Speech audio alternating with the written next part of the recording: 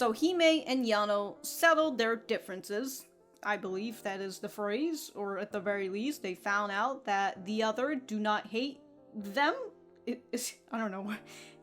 English. But they both like each other very much, albeit it seems like Yano has a different sort of like to Hime, so ho ho. And as we discover that, we are, it seems like we're about to head into Sumika's stuff as well, because we had Sumika who's talking about how, why did I just, I don't know why I was just thinking her name is Hanako. It's Kanoko, there you go. So she's over here like, Kanako never talks to me, well, she rarely talks to me, and I don't really know what's going on in her mind, and now here she is looking at her gallery and seeing that, yeah, she's a bit of a fucking creep. So we'll have to see their interaction in this episode. Kanoko, is that her name? I'll just figure it out in this episode. But if you guys enjoyed the content, remember to leave this video a like and subscribe if you haven't. And if you didn't enjoy the content, then dislike the video and we'll be on our way. Let's get started. Oh, damn, they had a whole, alright. A lot of weird lore stuff. Oh, we're having... I know, so instead of just looking at her in your gallery, you can look at her IRL, alright? Alright, seems like we're getting a bit of a Kanoko thought episode. I don't know why I said thought like I'm saying like thought. But you know, we're getting a little into her head, and we're also getting into the Blume election, which I need to reread that if I remember anyways. I'm not writing down timestamps.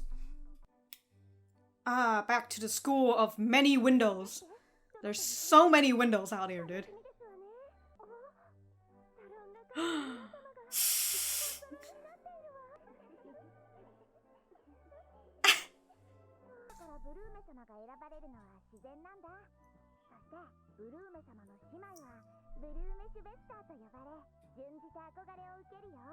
Yeah, this is like the fucking étoile system.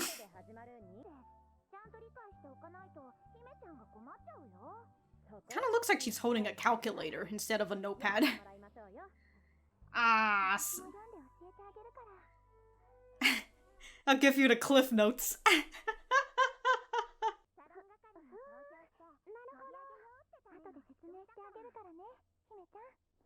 What the fuck? She's explaining it right now! Hime! So I don't need a rule.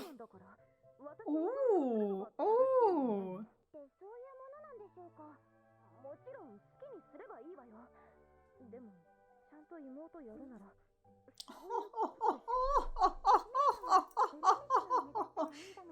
Kanoko says, fuck that! Fuck that shit! Also, when she said that, she didn't even fucking blink, dude. Kanoko? She didn't even bat an eye at Yano. Uh-oh.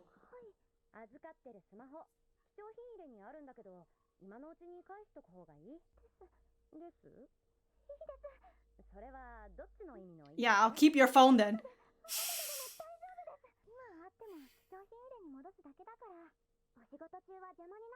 She's seeing how like easy she can.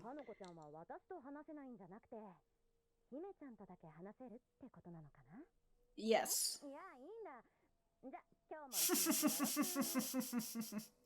Sumika made it come to an understanding.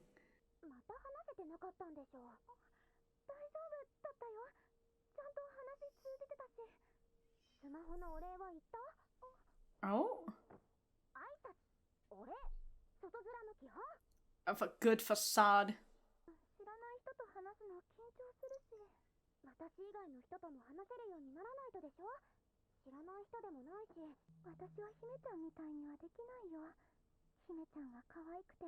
Okay.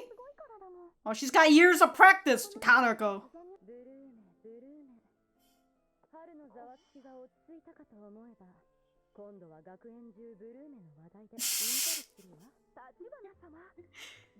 I tire of this tradition.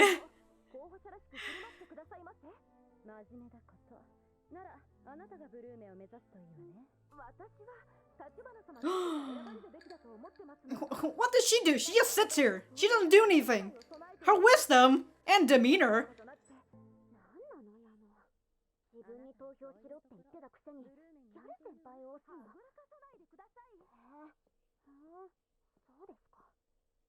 Oh, someone's that's it, I'm voting for myself.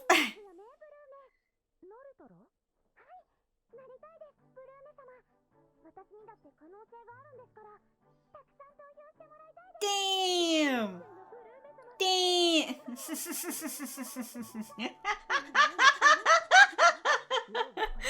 Of course, she's gonna fucking drool all over this.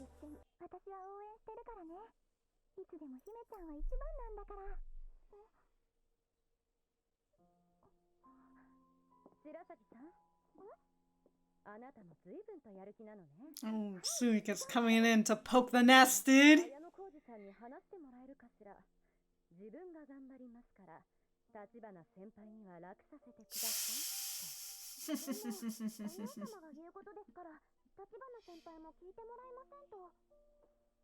Oh, oh, oh, dude.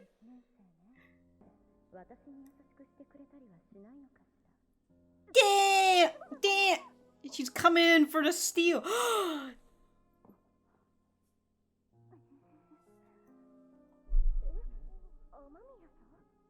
See, look, he's poking the nest, dude. Yeah, careful to not drop it on the fucking ground again.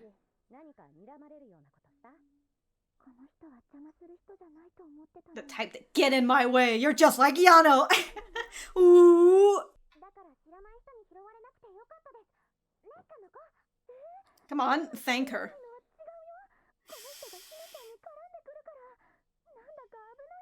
She's kind of dangerous. Hime's like a mom who's trying to get her child to thank her. Uh-oh.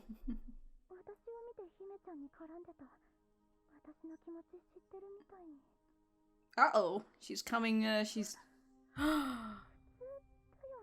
No.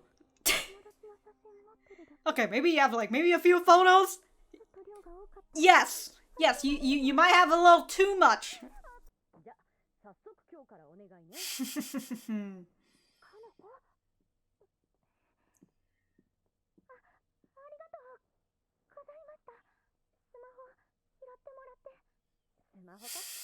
The phone? Right, she thought it was the other one.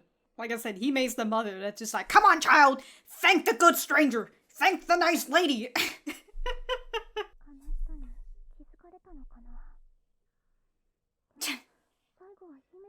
Hime's like, reading? You mean nap time, right? Alright, do not take a picture. Kanoko? Kanoko, stop! Stop it, Kanoko! Alright, Kanoko, that's way too many pictures! How many...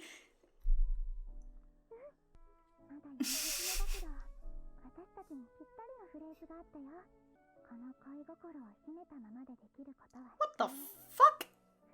What is this, like a... Alright, I need this piano out of here. Get this sweet sounding piano out of here. Hello there, Nene. How dare you not show me more of Nene?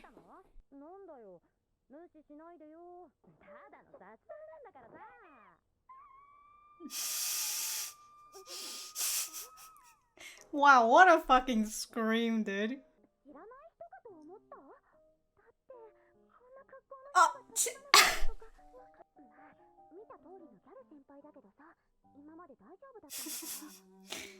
look at these two just fucking whispering about her like she's right in front of you guys. Guys!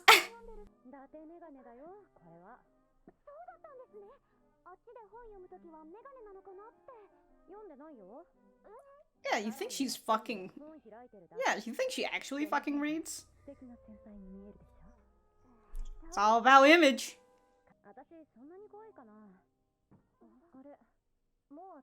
Nene! Oh my god. AKA you? You're the only one in the kitchen.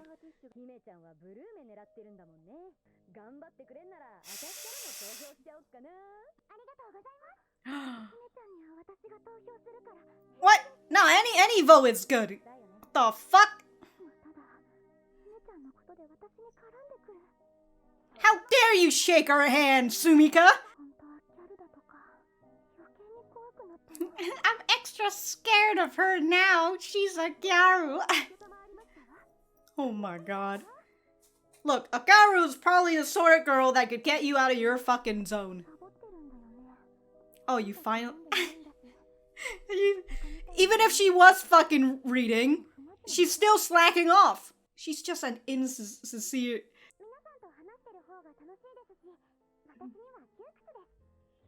Suffocating.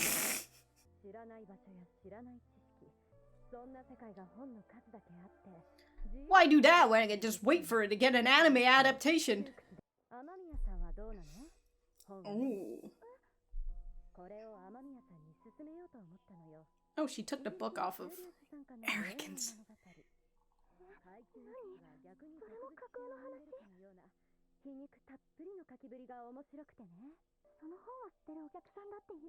No, what if she did read that book, huh?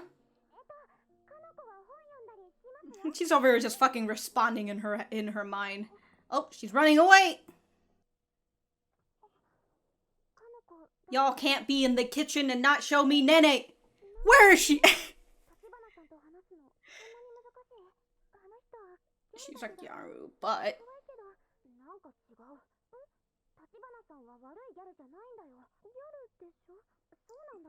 Doesn't mean that she's bad, the fuck? Nene know what's up. Don't worry, they weren't even talking behind her back. They were talking in front of her.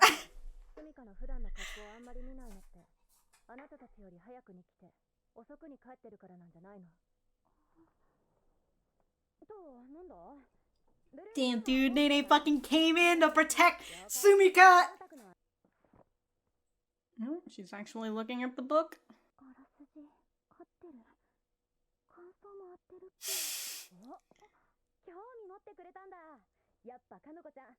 You're a reader too.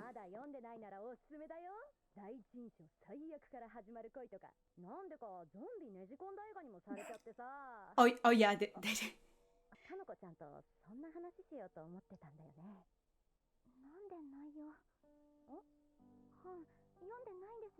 Why you gotta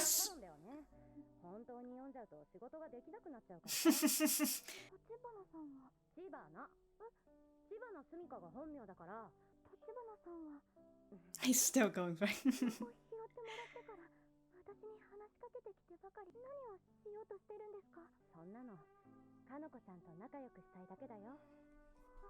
Trying to get you to lay off your addiction, girl.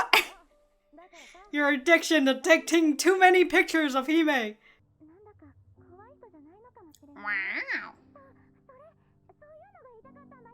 We must rid ourselves of the prejudice that Gyaru's got. Alright. Alright. So we're getting more of, you know, Sumika and, Kanoko. I don't know why I just forgot her name for a second there, but we're getting a little bit more of Kanoko and Sumika. Right, and of course, we're switching perspective, and we're heading on over to... We're heading over to Kanoko for the most part. We're still kind of seeing Hime's thoughts and all that, but for the most part, we're seeing Kanoko's. And so, yeah, we're switching perspective for the most part, and, I feel like I was in the middle of a sentence, and then I just started, vibing. I do like the ending a lot more than the opening. Did I say ending? Yeah, I like the ending more than the opening. Alright, cool. Well, we're gonna go back to the center. Alright, so that was episode 7 of Yuri Is My Job. Let me know what you guys think about it in the comments down below. You know that I always like talking to you guys. For me, you know, okay. They got us one scene of Nene coming in and defending Sumika, and that means 10 out of 10. I've been saying, give me more of Nene. They're just like, alright, here, have a little spoonful of Nene. 10 out of 10 episode. Hell yeah, dude. Hell yeah. But as I mentioned, we're more focused on Kanoko and Sumika in this episode, as we see with what Sumika is doing. She's messing with Kanoko, or as she's saying, she's testing Kanoko out here. She's wondering, maybe Kanoko's got a little crush on her friend. Who knows, you know? It's... Or as Kanoko says, this is normal, right? To have this many pictures, or to just have pictures of your friends on your phone? But then she's just like, wait a minute. Maybe I have a little bit too many pictures, I don't know. But then she kind of just goes back to... Well, actually, no, I think... I actually can't remember if that was before or after her figuring out is this normal or not, after she decided to take several more pictures of Hime sleeping. You know, if it was normal, Kanoko, I want to say is that if it was normal, you wouldn't be all that scared of Sumika looking at your phone and seeing all those pictures in your gallery. Alright, if it was normal, you would just be like, okay, you know, whatever. How dare she fucking look in my gallery? You know, a little bit of a attack on my privacy and all that. But you wouldn't have to think about, oh, this is normal, right? This is normal. You wouldn't be all that scared. So, if you have to question it, maybe, just maybe, it might not be a normal thing. Who knows? Who knows? But alright, let's get to the beginning, which is I wanted to look at the that's the one thing. This is the Blume election, so Blume de Liebe. I like that it says German, just in case you don't know which language it is. So it's German for flower of Liebe. I thought Liebe was an actual... Wait, what? What does Liebe mean? Anyways, she is a representative of the Academy, selected through an election that takes place in May, nicknamed Blume Sama. The sister of Blume Sama is referred to as Blume Schwester, and receives a special treatment as well. The title is awarded to someone who serves as an example to all students. While student council president wields actual power, the Blume has a strong symbolic presence. So, she's like the Queen of England. During the spring season, every student in the academy, along with the visitors to the salon, vote on one of the salon workers to elect as the Blume. The student council election takes place in September. Okay, so that's the Blume election. As I mentioned before, it's kind of like the Etoile from Strawberry Panic, because Yuri Is My Job is more or less a parody of these sort of Yuri anime, you know, such as Strawberry Panic.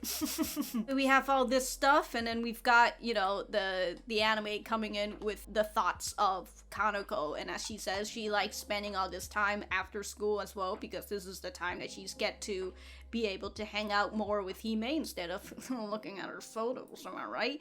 I do, this, as funny as this is, I do like the idea of, like, them going to the fictional the fictional school, and it's something that we don't really get to see much, you know, so I like that they decided to expand on this, and they've kind of shown this in the previous episode as well, where they were showing, like, how the salon would look if it were an actual school, and, you know, people were coming to the salon and all that.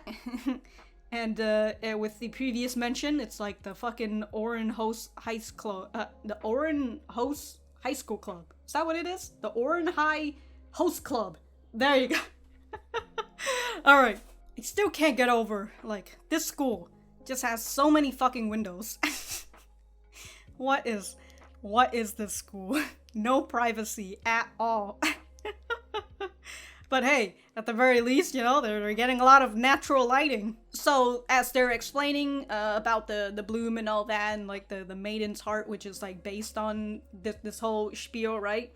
And here's Hime, who's just like, I've maxed out my beauty. I didn't max out my intelligence. So she's just over here like derping out, like, I don't know what's going on here. And so we've get this continuous scene of Kanoko, who is just, hold on. Okay, so yes, here's Kanoko, you know, just whispering and just like, I'll read it to you and I'll teach you.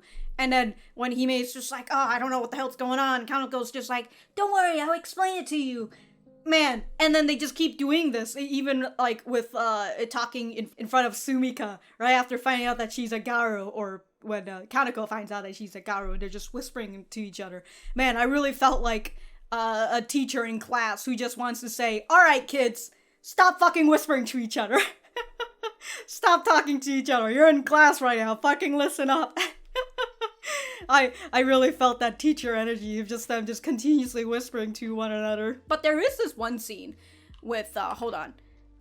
Work-related, the guest ballad, and so she's talking, eventually, right? Hime is over here talking about how they're able to vote for themselves. We're not really all that focused on Yano right now because, you know, we're kind of already finished with their first storyline. So, we're picking up on this, second storyline that we're having right now. And so, yeah, well, we just have Yano going in like, you're my little sister, shouldn't you vote for me? And we've got this nice little blush from Yano, you know, you know what? We've got a nice little blush from Yano, her being her little tsundere self, and we've got Nene coming in to actually talk full-on dialogues. So, fucking good for Nene. This truly is a 10 out of 10 episode. So they didn't even show us that, actually, now that I think about it. They were too focused. I was wondering, I was like, I feel like there's a part missing somewhere around here, right? So, like, yeah, so just do what you want. And then she goes and talks about this, right? And as I said, how Kaneko doesn't even bat an eye. Oh, she did blink, actually, but she... But, you know, she was just like, after Yano saying that, you should vote for me, you want to play the little sister character. And then Kaneko's just like, no, you should probably just become Blume-sama, you know? Fuck Yano. Fuck that girl. Get her out of here. Again, as we've seen, she's been trying to get Yano out of the way. And she even thought about it with Sumika, as she was thinking maybe Sumika is trying to aim for Hime. And so she's just like, is she going to try and get in my way? To which it's just kind of like, alright, Kaneko, what are you gonna do if people get in your way? Well, what are you gonna do if people keep getting in your way and you're not being able to get your way? I don't know, Kaneko, I don't know.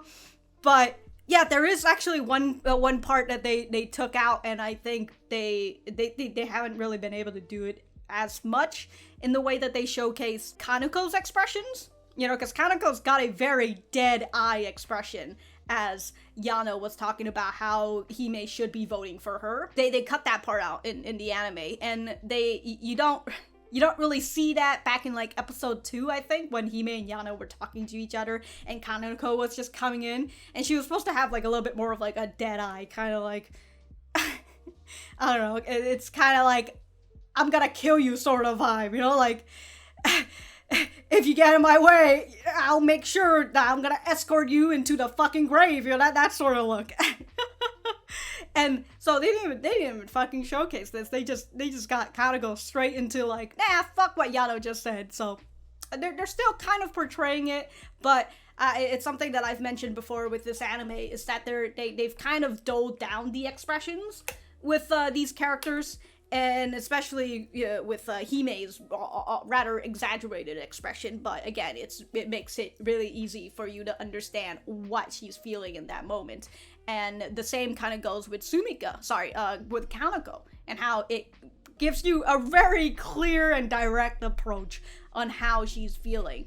And in the anime, they don't really do that, but I feel like they're still kind of communicating that. But then again, I'm not really sure whether that's just me thinking in retrospect, because if I were only watching this anime only and I haven't read the manga, then I don't know. I don't know how I would have felt, right? So if you are anime only and you're here, you know, let me know what is your impression on Kaneko. And as well, you know, now that I'm talking about impressions on Kaneko, yeah, just let me know. What are your impressions on Kaneko? Whether, well, actually, if you're manga only, I don't want to hear your impressions on Kaneko. Actually, if you wanna, you can tell me what's your first impression of her when you read the manga for the first time, right? What's your first impression of her? And for anime-only people, what's your first impression of Kanoko? And just pretend that you didn't hear anything that I've been talking about Kanoko during the reactions and the discussions. But Kanoko, as we can see, she's got social anxiety, and she can't talk to any other person besides Hime. And we can kind of see why in this episode, why she kind of gets to this part of admiration for Hime, where Kanoko is having a really hard time talking to Sumika even before she found out that Sumika is a Gyaru. But she's had a hard time talking to Sumika, and Hime had to take her outside. Well, hold on. So with Hime taking her out to the back and just saying, like, you have to be able to talk to other people other than me. And also Sumika coming to the realization that Kanoko has an issue talking to other people besides Hime. And so Hime's out here having that mother energy, telling her daughter to thank the nice lady. Thank her for giving your phone back. Come on now. And so she's saying that, saying thank you. That's a way of a good facade. You've got to put on a mask. And that's sort of what everybody really is doing. They put on a mask in order to try to showcase their best self, or to shave off any sort of insecurity that they have on themselves. And so as she goes and she says that, and also she's saying that she's not a stranger, but here's Kanoko in her head saying, I can't do it like you do. You're so cute and have a great facade. All right, well, whatever about that part. But and you can kind of see throughout this episode that Kanoko thinks a lot, and that's kind of the only other person that I currently have and I have in my mind right now who has social anxiety in terms of anime is Hitori or Bochi. But there's a very big difference between Hitori and Kanako. But you can see that the both of them, because of their social anxiety, they get very lost in their head, and they also think a lot in their head, but they don't say it. It's only staying in their head. It doesn't go out through their mouth. So we've had these situations where Sumika's talking to Kanoko, and Kaneko's just thinking inside her head, but she's not saying it out loud. And so it goes back to this point. God, I just went a little bit everywhere. But it goes back to this point on why she perhaps has such an admiration for Hime. It's because Hime is able to talk to strangers. She's able to put on a great facade. And also, of course, the fact that Hime is being true to her when they're alone. She knows what Hime's true personality is, and it's also that sense of, wait, I was supposed to talk about the admiration. All right, I just went into the sense of possession that Kanoko has. Right? It's that feeling of like the only person who knows who you truly are is me, and also Yano, which is why she considers Yano a threat, but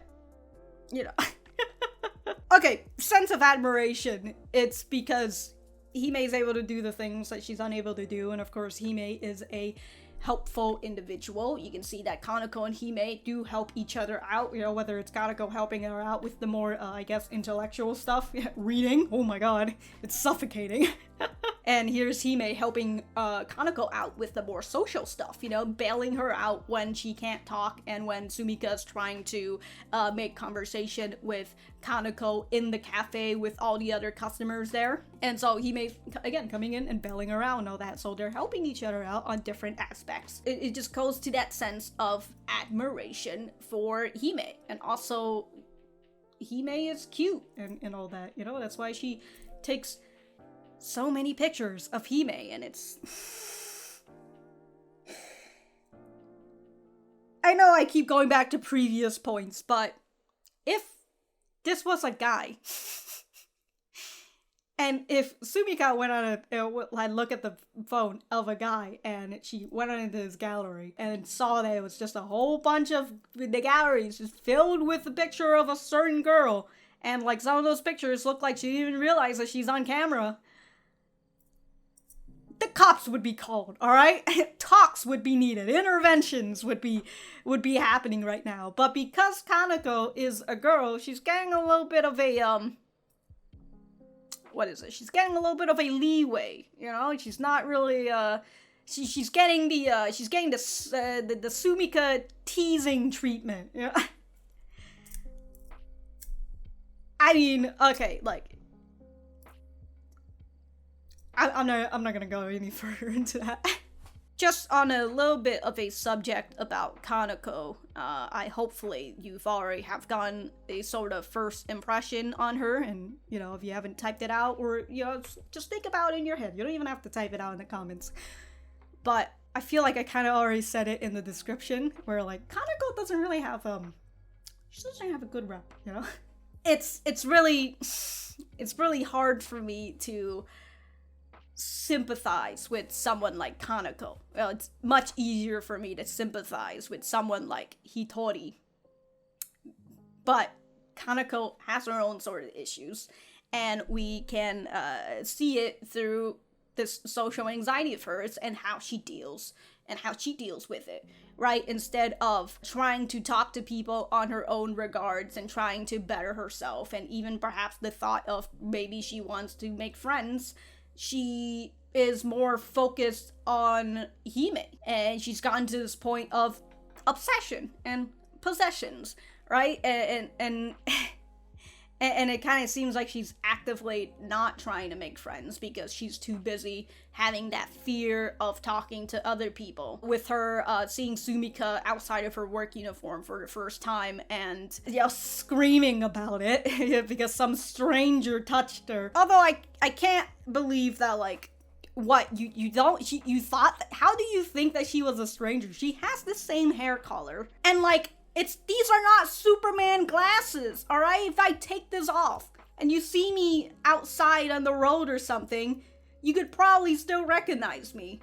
You know, even if I don't have my glasses on. You might be like, oh, that person kind of reminds me of someone.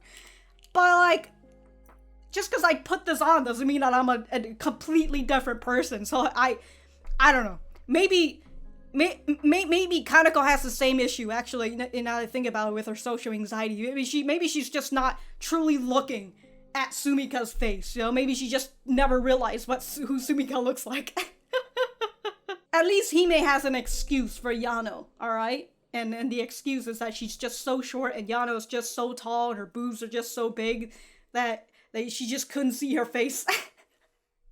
Alright, moving away from that, we're gonna head on over to the bad preface? Is that what I'm trying to say? The bad stereotypes, perhaps, of Gyaru's, as we can kind of see the bad ideas that Kaneko and Hime has of what a Gyaru is, right? Because they think that a Gyaru is someone who perhaps is a delinquent, a troublemaker, someone who doesn't read. You know what? Now that I think about it, Hime, at this point, if she really could be, she could probably just be counted as a Gyaru too, if she really wanted to. And also, you know, Hime doesn't really fucking read and all that, so she really could just be counted as a Gyaru if she really...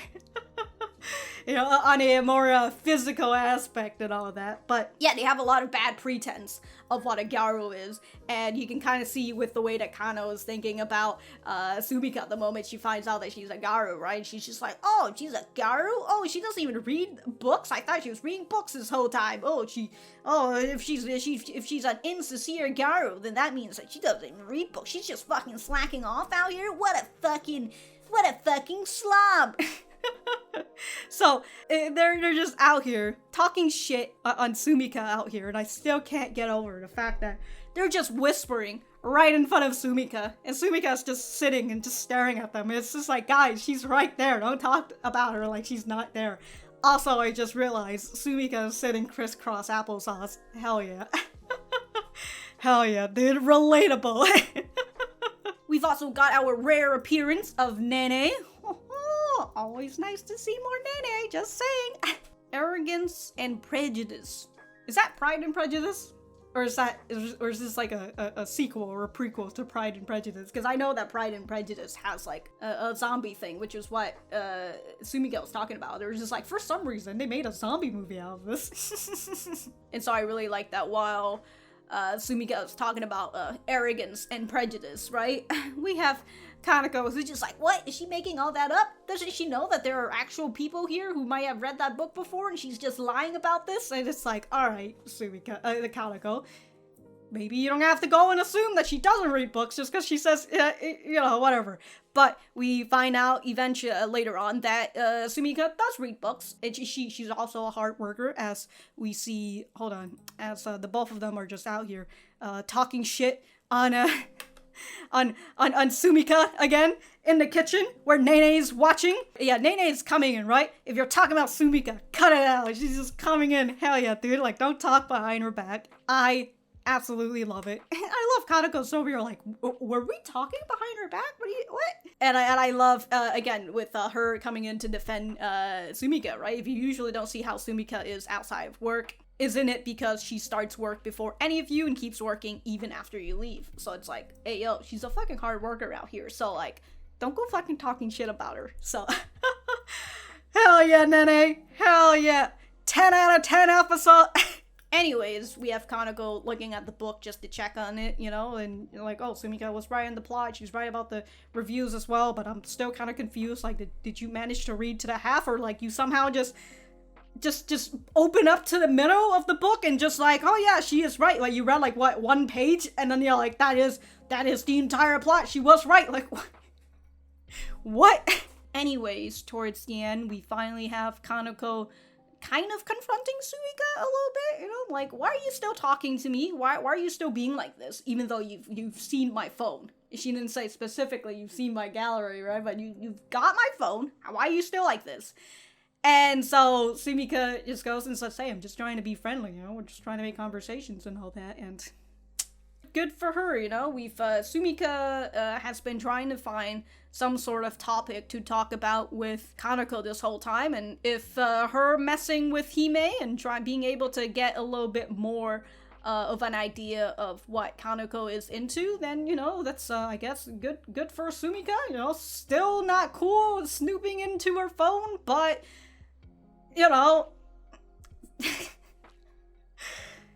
I guess as what Sumika says, right? It's about like love that starts from the worst first impression. That's what Sumika says. So, that's kind of what Kanoko was doing, with not really worst first impression, except, her first impression of who Sumika truly is as like a Gyaru and all that. So here's Sumika making up that note and all that. And of course, with this sort of couple, right? We've got a girl who can't talk to people. She's got a little bit of a social anxiety. And then we've got a Gyaru who I would assume is outgoing and can talk to people. We've seen Sumika out here laying the moves on everyone in the cafe. So we've got yet another two opposites. I don't know about the attract part, but we've got two opposites. And yeah, that's honestly, this is truly one of the ways that you can learn how to speak better to people. It's like an introvert who always has an extrovert parent. And by parent, I mean their friend who takes them out to do things and help them out with the little social stuff. So it's kind of like that, and it's in terms of the couple type. I very much enjoy the sort of, couple type as well. So it's very nice. It's just that, Kanako's, I don't hate, but I don't love Kanoko either. I'm very neutral about her. I know that, again, I've mentioned she gets a bad rep, and it's very understandable why she does. And personally, I feel like people overall, like manga readers, anime watchers, and all that, I feel like people get a little bit too emotional, and they get a little too, they just get a little too emotional overall. and perhaps, something that like triggers within them that's like, it's something that's like, they feel like they've dealt with this sort of person before and they get very upset over it, which, I kind of understand. I've got some of those people as well.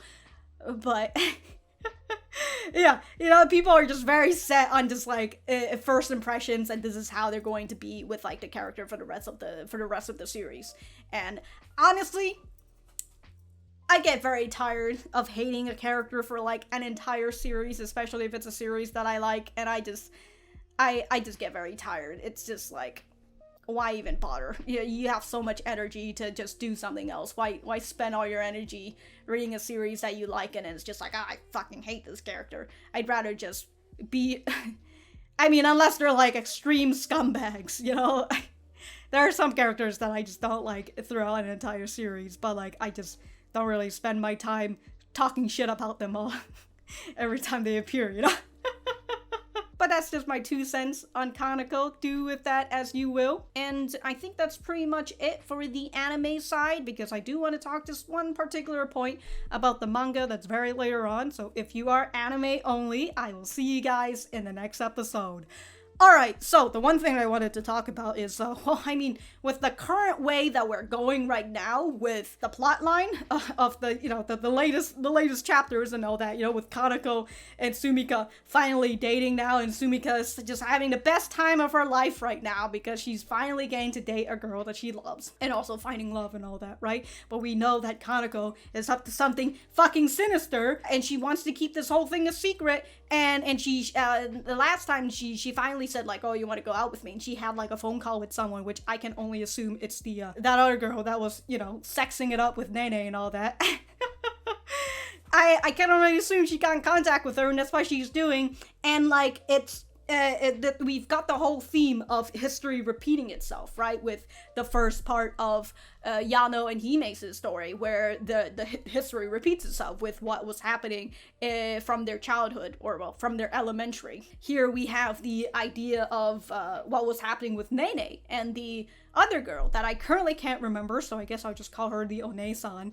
You know, the lady who has a fetish for cheating on people, but not really. I mean, they weren't really cheating. She's got a, I don't know, maybe she has a nettori fetish. I think that's what it is. It kind of feels like that's what it is, where it's like perhaps history is repeating itself, except in this case it's with the One-san and Kanoko, where she's convincing Kanoko that, hey, maybe if you start dating Sumika, and perhaps eventually, maybe when Hime realizes, maybe she'll start to get jealous, and maybe she'll start to look at you in another way that isn't just friends, right? Because that's how she convinced Nene for it. And speaking of emotionals, people... Dude, the fucking hate that Nene got when we were going through her story about that. God, that's just so... I felt so bad for Nene, because like, she was just a fucking victim in all this, and people were just hating on her. And I was just like, come on, guys, she was just taken advantage of, and that was the unfortunate thing. And I think this is what I would assume the One-san is doing to Kanoko, where she's taking advantage of Kanoko as well, except... Or, now that I think about it, maybe the One-san just really fucking hates Sumika. Maybe she's just got a fetish for nettori, specifically on Sumika. Or maybe this is all ends up relating to Nene somehow, right? It's all gonna come back, to Nene. I don't know, we'll just have to continue to see how these latest chapters are going, but like, Jesus Christ, dude, like... you know, when you thought that we've got just 7 or 8 volumes of just pure pain, and then we've got like a really nice reprise moment, you know, a moment of just calmness. Not calm, well, I mean, it was calm compared to the fucking drama that was happening before. And then they toss us into this fucking situation with Sumika and Kanoko, and I'm just like, great, I'm back to just fucking dying again. Dying for all this drama that's happening. Like, Jesus Christ, dude. I just cannot... Oh, dude, the fucking climax for this story arc, it's gotta be fucking wild, and my heart is just going to break, and it will probably either reinforces people's hate for Kanoko, or maybe it'll make people change their mind. I'm gonna go for the first one, but... but... It's really hard to, like, be a little neutral right now on Kanoko, just because, like, you just know something sinister is happening. And Sumika, we all know that Sumika's gonna get hurt towards the end. It's just, dude, Sumika's been hurt enough, alright? We don't need to hurt her more. We need to get this One-san out of here, you know? She's She's trying to seduce us with her voluptuous figure. She needs to get out of here. But yeah, that's all I wanted to talk about for the manga section.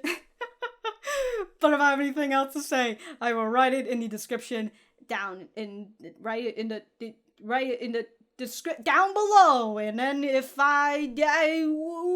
outro's done, I'm out of here.